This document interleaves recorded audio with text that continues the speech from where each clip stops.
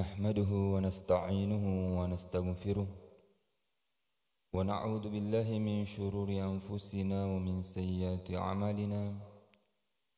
من يهده الله فلا مضل له ومن يضلله فلا هادي له. أشهد أن لا إله إلا الله وحده لا شريك له وأشهد أن محمدا عبده ورسوله. اللهم صل وسلم على حبيبنا محمد وعلى آله وصحبه أجمعين. أما بعد فيا عباد الله أوصيكم وإياي بتقوى الله وطاعته لعلكم تفلحون. Jamaah subuh yang dimuliakan oleh Allah Subhanahu wa taala. Alhamdulillah, Allah Subhanahu wa taala begitu menyayanginya kita sampai saat ini kita menikmati berbagai nikmat-nikmat yang boleh jadi sebenarnya ada orang membutuhkan banyak biaya, namun kita alhamdulillah menikmatinya dengan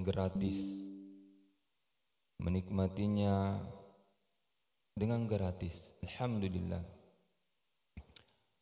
Salawat tercurah kepada baginda Rasulullah sallallahu alaihi wasallam. Ini pentingnya bersalawat kepada baginda Rasulullah sallallahu alaihi wasallam, karena bagaimanapun amal kita, bagaimanapun ibadah kita, kalau kita tidak bersalawat kepada baginda Rasulullah sallallahu alaihi wasallam, maka amal-amal ini tidak bisa sampai. Semua amal itu butuh dengan salawat. Semua amal butuh dengan salawat. Allahumma salli ala Muhammad wa ala ali Muhammad. Subuh hari ini berdasarkan dengan sebuah ayat udkhulul jannah. Bagaimana kita mengharapkan surganya Allah Subhanahu wa taala. Allah berfirman udkhul jannata antum wa azwajukum tuhbarun. Masuklah ke dalam surga kamu dengan pasanganmu. Tuhbarun, kamu akan diberikan kabar gembira. Dalam tafsir Ibnu Katsir berikan penafsiran bahwa ayat ini berkaitan dengan orang yang berhubungan atau orang yang bersahabat, orang yang berteman itu karena Allah Subhanahu wa taala. Apakah dengan pasangannya terkait dengan istrinya, atau dengan lingkungannya berteman dengan sesama manusia.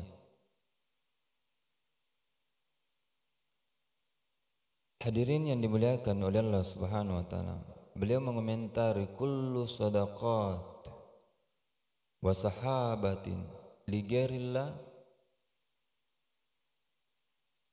fa innahu yanqalibu yaumal qiyamati aduwan makana lillah illa makana lillah. Semua persahabatan, pertemanan li ghairillah, bukan karena Allah, maka di hari kiamat nanti semua terbalik. Apa itu? Menjadi adawatan, permusuhan. Makana lillah, selama itu bukan karena Allah.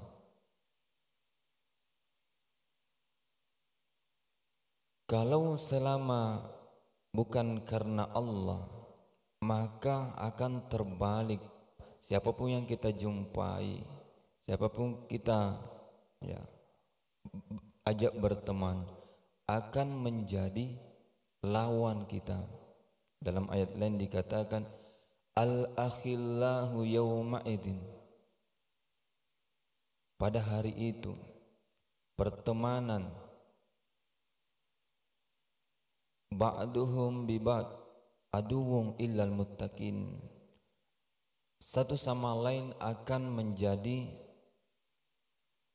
adu, musuh, kecuali orang-orang yang bertakwa. Hadirin, hari ini alhamdulillah berkah Ramadan, berkah dengan puasa kita, berkah dengan ya ibadah-ibadah kita ini, itu bagaimana diajak kita menjadi muttaqun, tattaqun, wa an ta'fu aqrabu littaqwa, wa an ta'fu aqrabu littaqwa, memaafkan itu lebih dekat kepada derajat takwa. Seakan-akan begini, bagaimana kita ingin mendapatkan gelar takwa, maka selayaknya memiliki rasa memaafkan. Kalaupun kita melihat dari ayat ini, juga mengomentari Ibnu Katsir menafsirkan bahwa orang yang bersahabat ini penting untuk melihat lebih jauh.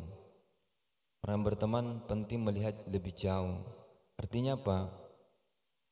Bagaimana pertemanan, persahabatan, pertemuan itu karena Allah Subhanahu wa ta'ala. Dalam tafsirnya berikan penafsiran ayat yang lain,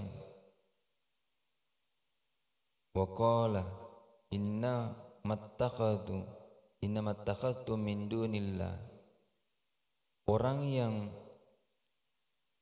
menjadikan selain Allah, apa itu awthanna mawaddah, kalau di sini dalam konteksnya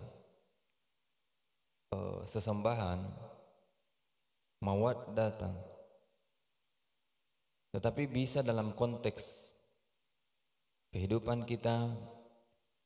Kalau kita berkasih sayang bukan karena Allah, berteman bukan karena Allah, mawaddatan yaumal qiyamah, mawaddatan, kalau kita ini berteman dalam di dunia ini, maka yakfuru ba'dukum bi ba'd wa yal'anu ba'dukum ba'da. Di akhirat nanti ini kita saling kafir mengkafirkan atau saling celah mencelah, saling laknat melaknat. Beliau menjelaskan bahwa ada orang ketika dia meninggal dunia, dikabarkan dalam tafsir, karena berteman bukan karena Allah, artinya mengajak dari kemaksiatan, tidak pernah mengajak kepada kebaikan. Mengajak pun kebaikan bukan karena Allah. Maka ada orang meninggal ini, dia meninggal, diperlihatkanlah amal-amalnya.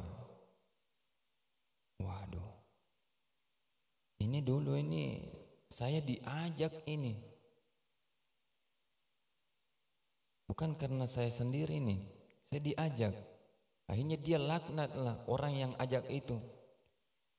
Diajak, seharusnya dia juga akan harus, ya Allah masukkan juga dia masuk neraka.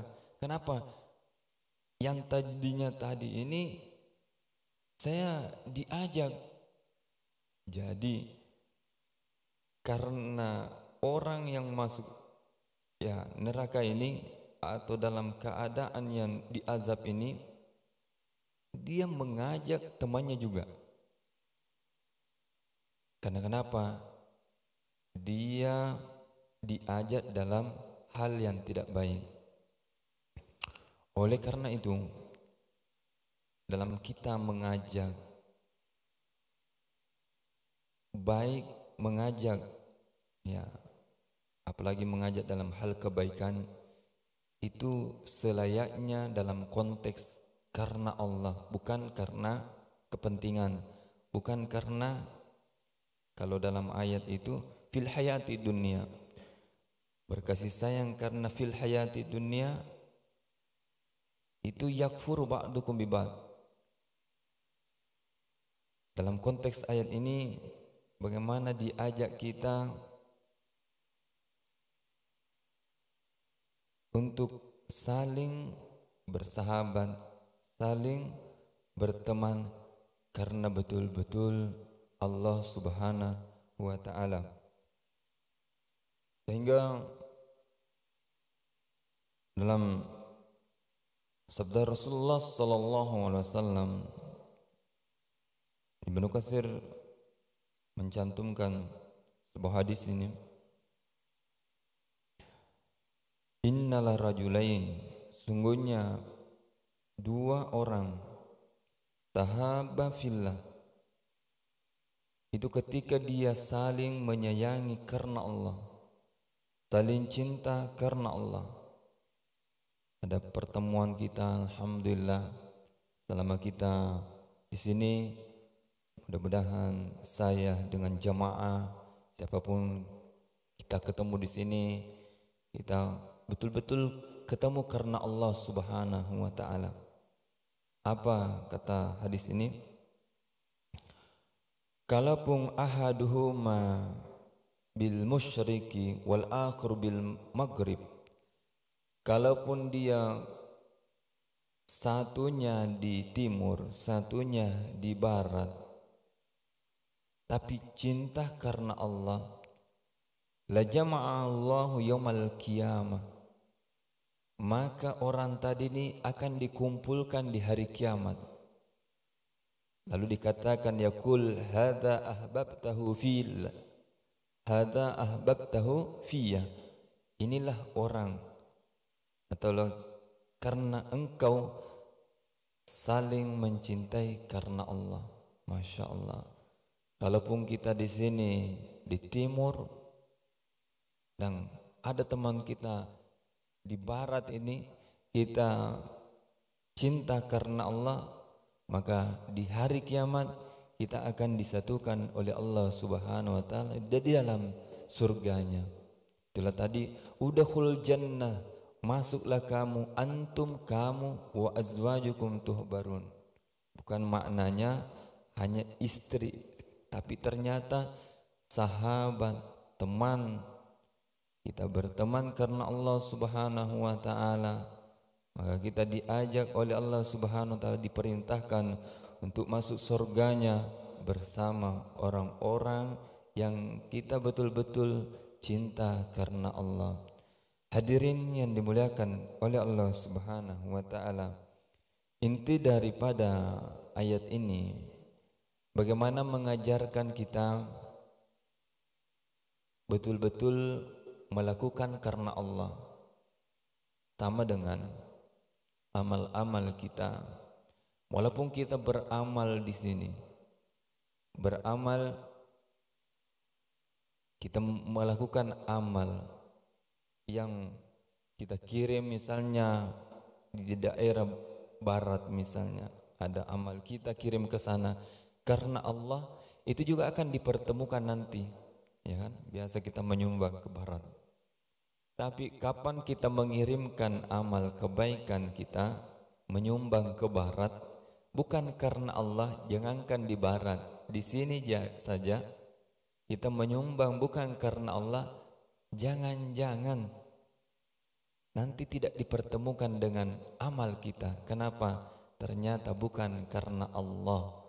Kita mengajar bukan karena Allah, kita melakukan hal-hal bukan karena Allah, yang disayangkan jangan sampai tidak dipertemukan oleh Allah Subhanahu wa taala. Maka itu jemaah yang dimuliakan oleh Allah Subhanahu wa taala, pentingnya setelah kita beramal di bulan Ramadan ini, mudah-mudahan amal kita ini dipertemukan oleh Allah Subhanahu wa taala. Segala amal-amal kita ini dipertemukan oleh Allah Subhanahu wa taala. Sedekah kita, puasa kita, ya amal-amal kebaikan kita, mudah-mudahan Allah pertemukan dengan kita. Dengan cara apa? Pentingnya tahsinun niyah, senantiasa memperbaiki niat, memperbaiki niat, memperbaiki niat. Karena kenapa? Ini syaitan ingin mencuri amal-amal kita. Dengan cara apa? Merusak amal kita. Terkadang dengan cara ya membisik-bisikkan, sampaikan sama orang lain, kamu ahli ibadah, kamu sudah membaca Al-Quran, sampaikan dengan rasa bangga. Akhirnya nanti pada saat kita ya lalai, syaitan masuk ke dalam hati kita, maka itulah was-was khannas ini. Kalau kita lalai, khannas ini akan masuk di dalam hati kita yang mempengaruhi hati kita, sehingga amal-amal kita ini yang jadinya ikhlas menjadi tidak ikhlas. Karena persoalan-persoalan perkara dunia saja, jangan sampai kalau kita dengar, biasa kita dengar rak'atal fajri khairu minad dunya wa ma fiha. Jangankan rak'atal fajri, as-sajdatul wahidah, sujud satu kali khairu minad dunya wa ma fiha. Jadi kalau kepentingan dunia ini yang membuat kita tidak ikhlas, alangkah ruginya kita. Kenapa? Satu kali sujud di hadapan Allah Subhanahu wa taala itu lebih baik dunia daripada isinya. Lalu kalaupun kita bandingkan dengan kepentingan dunia, hanya karena perkara dunia yang membuat kita tidak ikhlas, yang membuat kita melakukan sesuatu bukan karena Allah, ya ini akal kita kemana? Makanya mudah-mudahan bulan Ramadan ini memberikan kita sebuah ya pembentukan akal kita semakin cerdas, semakin baik. Hati kita betul-betul membentuk hati qalbun salim. Yauma la yanfa'u malun wala banun illa man atallaha biqalbin salim. Di mana harta, anak tidak akan berguna kecuali illa man atallaha, datang di hadapan Allah Subhanahu wa taala dengan hati yang selamat. Dalam tafsir dikatakan yaitu jauh daripada syirik. Apa itu syirik? Iya, sesuatu yang mana sebenarnya harusnya untuk semuanya Allah Subhanahu wa taala. Dalam ayat kullu man 'alaiha fan, semuanya akan hancur. Jadi seakan-akan amal ibadah kita ini sebenarnya tidak ada. Kita tidak ada. Diri kita ini tidak ada. Makanya apa yang perlu apa yang perlu diakui? Mau mengakui padahal kita ini tidak ada. Artinya kalau kita berpikir dengan baik, harta, anak itu sebenarnya tidak ada, maka pada saat itu kita ikhlaskan kepada Allah Subhanahu wa taala. Itulah maknanya khalusah, ikhlas, jernih. Ya. Kalau ini balon ini lampu ini bisa terang seperti itu namanya ikhlas, jelas, terang. Kalau tidak terang, itu namanya nafsu. Maka tadi seperti tadi yang dibacakan Imam, wa nafsi wa ma sawwaha, nafsu dengan penyempurnaannya, fa alhamaha fujuraha wa taqwaha. Disebutkan fujur baru takwa, karena memang dalam proses setiap manusia ini pasti prosesnya fujur, lalu takwa. Ya, mudah-mudahan dengan proses kita selama bulan Ramadan ini yang membentuk kita dari fujur, fajir ini, ya, berbuat dosa, durhaka, itu membuat kita menjadi takwa. Dengan cara apa? Qad aflaha man zakkaha, orang yang senantiasa zakka. Nah, zakka ini nanti di lain waktu kita hubungkan karena itu agak panjang. Dalam surah Al-A'la itu qad aflaha man, ya, wa dzakara asma rabbih fasalla. Ini ada hubungannya dengan salat. Zakah ini nanti ada kaitannya dengan sedekatul fitr. Ya, karena itu setiap ada juga hikmahnya. Setiap ibadah Idul Fitri, Idul Adha atau sholat Jumat itu yang disunnahkan surah Al-A'la dan surah Al-Ghasyiyah, karena itu ada makna. Ya, ada makna.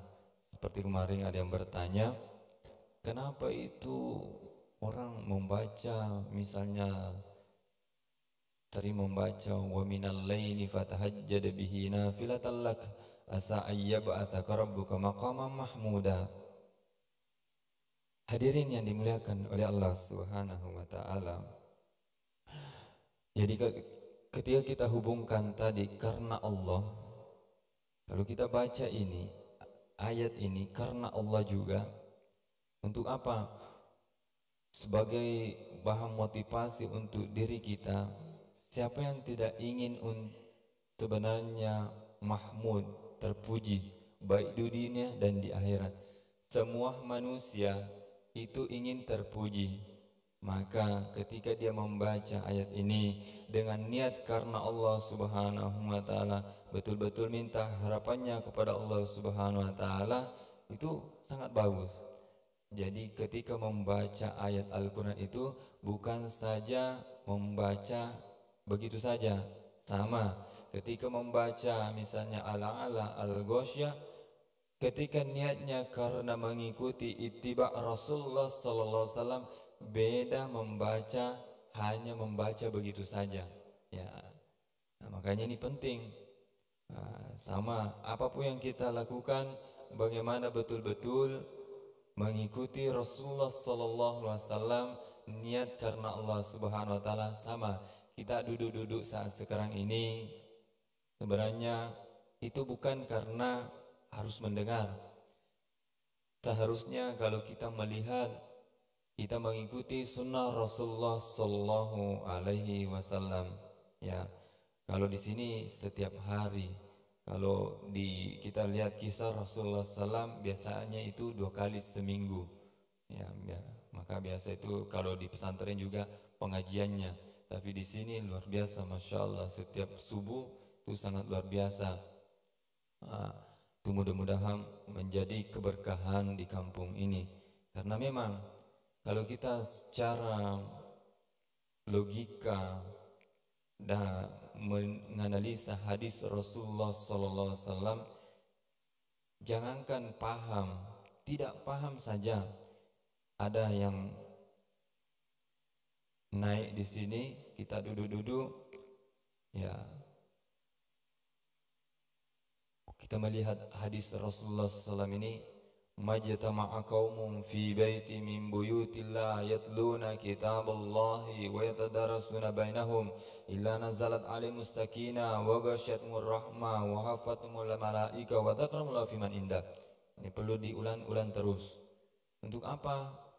Agar himmah, motivasi dalam diri kita ketika ada orang di dalam masjid, siapapun itu, selayaknya kita mengambil kesempatan untuk duduk sejenak, diam mendengarkan. Karena kenapa? Ada 4 keutamaannya, yaitu Allah turunkan ketenangan, bukan saja di tempat ini secara khusus di masjid ini. Dikatakan bahwa 40 rumah di samping kiri, 40 rumah di samping kanan, 40 rumah di belakang, di depan, itu terkena atau berdampak pada asbab sebab apa yang kita lakukan. Jadi ketenangan-ketenangan di samping rumah ini, di sekitar masjid ini, itu mendapatkan dampak akibat daripada aktivitas yang dilakukan di dalam masjid ini dengan cara seperti tadi. Misalnya ada yang ya menyampaikan nasihat di depan dan kita duduk. Nazalat alaihimus sakinah wa ghasyiyahumur rahmah. Allah turunkan rahmatnya, cucurkan rahmatnya bukan saja kepada kita secara khusus, di sekitar kita ini. Bahkan kalau kita mengatakan di Serui ini, di kepulauan Yapen ini, Allah cucurkan rahmatnya. Hadirin yang dimuliakan oleh Allah Subhanahu wa taala. Wa haffathumul malaikah, Allah jaga kita. Maka kalau kita melihat dari ayat yang lain, lahu muakkibatu min baini yadayhi wa min khalfihi yahfazunahu min amrillah. Allah jaga kita. Ya, Allah datangkan, kalau ini secara tersendiri, tapi dengan itu Allah datangkan malaikat siang, Allah datangkan malaikat malam. Maka ada penelitian, dan itu antara perpindahan antara malam dan siang. Nah, kalau biasa yang kita dengar itu hati-hati keluar, ya. Biasanya misalnya kalau maghrib ini kan perpindahan antara malam ke siang dan ke malam. Kalau subuh ke pagi. Dalam kitab dikatakan orang yang tidur di pagi hari itu dikhawatirkan, karena ini perpindahan antara, ini ada dulu kisah teman yang mudah-mudahan kita dijaga oleh ini kisah ini terkait dengan ada ayat al-masyariq wal magharib. Berarti masyariq itu masyriq itu timur, masyariq timur-timur. Atau dia menafsirkan masyariq tempat terbitnya matahari, magharib tempat terbenamnya matahari. Masyariq ini kan jamak, berarti ini masyariq banyak tempat terbitnya matahari. Apa jawabannya? Wah, saya tidak tahu. Kenapa tidak tahu? Selalu tidur kalau subuh. Jadi dia, ini hikmahnya bahwa kita ini betul-betul perlu memperhatikan tidur kita. Kenapa dalam kitab dikatakan orang yang tidur di pagi hari setelah subuh ini, karena subuh ini kan perpindahan antara malam ke pagi atau dari gelap ke siang, gelap ke cahaya. Itu dikatakan pasti akan mengalami otaknya ini bermasalah. Nah, bermasalah bagaimana? Dia sulit untuk berpikir. Sulit untuk berpikir. Nah, kalau bahasa kasarnya ya madongo. Nah, itu kalau sore kapan tidur sudah asar ini, tidur sudah asar sampai malam, jadi sudah asar itu tidur, jadi ini asar jam 4 ya. Nah, kalau tidur di jam-jam ini sampai jam 7 malam, kalau tadi di pagi jam 4 subuh, tidur sampai jam 7 pagi. Kalau sore ini dikhawatirkan akalnya lumpuh, apa itu bisa gila. Dan itu ternyata begitu. Dulu saya sering bekam ini, dan rata-rata yang saya bekam itu saya tanya karena sering sakit kepala, itu suka tidur sore hari atau suka tidur di pagi hari. Nah, jadi itu menunjukkan pentingnya kita memahami diri kita. Kita ini mau melakukan karena Allah, duduk-duduk saat sekarang ini karena Allah, meskipun sebenarnya ada tadi ya kita duduk-duduk untuk menjaga kesehatan. Kalaupun kita tidak paham, minimal mendapatkan manfaatnya 4, dan untuk kesehatan tubuh kita terjaga karena tidak tidur pagi. Nah, atau minimal begini, subuh itu diutamakan, jangan pernah tidur sebelum jam 8 lah. Ya, ini ada Pak Ustadz Idris, bisa motivasi menjadi pagi ini lari ya Ustadz ya. Tapi tidak semua orang bisa lari Ustadz. Ya minimal jalan-jalan. Ya. Atau tidak tidurlah. Ya. Jadi pentingnya mengatur kesehatan kita. Oleh karena itu mudah-mudahan apa yang kita lakukan itu mengikuti sunnah Rasulullah SAW, karena setiap sunnah Rasulullah SAW itu pasti ada keistimewaan. Ya, larangannya, larangan tidak tidur itu pasti ada keistimewaan. Jadi tidak tidur di pagi, tidak tidur di sore hari, karena biasa nih kalau memang capek sekali ya. Sebenarnya kalau kita mau atur itu gunakan itu qailullah. Qailullah ini tidur, bahkan ulama kita jangankan tidur, baring saja, bahkan bukan 7, ya beliau mengatakan 7 menit saja baring. Apakah jam 11, antara jam 11 ke jam 12 atau jam 12 atau jam 1 ke jam 2, artinya sudah duhur atau sebelum duhur, biar 7 menit Allah akan berikan luar biasa kekuatan itu. Kalau dibandingkan tidur di sore hari, meskipun 1 jam, itu lebih bermanfaat yang 7 menit ini di jam 11 sampai jam 12, atau ya sudah duhur jam 1 sampai jam 2. Itu sangat bermanfaat meskipun 7 menit atau 10 menit.